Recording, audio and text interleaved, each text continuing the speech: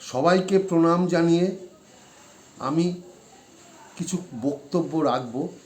আমি একজন ভারতীয়, পশ্চিমবঙ্গবাসী, খাঁটি বাঙালি। ৬৬ বছর ধরে আমার বহু দেখা, অভিজ্ঞতা, সেইগুলো আমি ব্যাখ্যা করি কবিতার মাধ্যমে। আমার যে কবিতার বই আছে সেই কবিতার মাধ্যমে ব্যাখ্যা করি।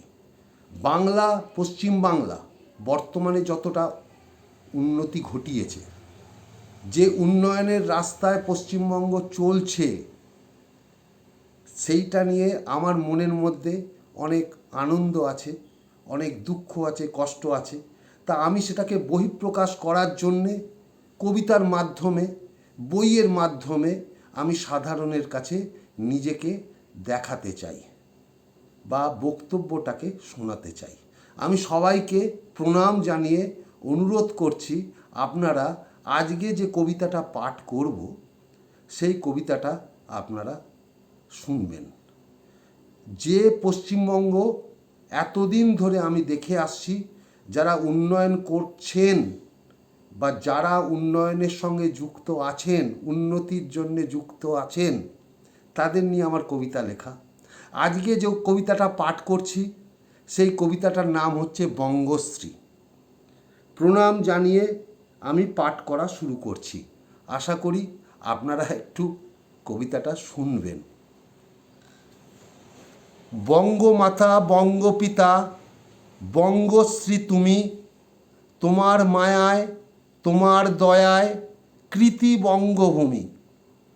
তোমার কৃপা সঙ্গে নিয়ে নোংরা ঘাঁটি বুক চিতিয়ে, তোমার কৃপায় বাংলা এখন হয়েছে নষ্ট ভূমি।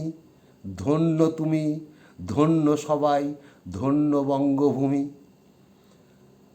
সঠিক সময় ভাবনা সঠিক, কেউ বলবে হয়তো বেঠিক, সব দেশকে পিছনে ফেলে সবার শীর্ষে তুমি।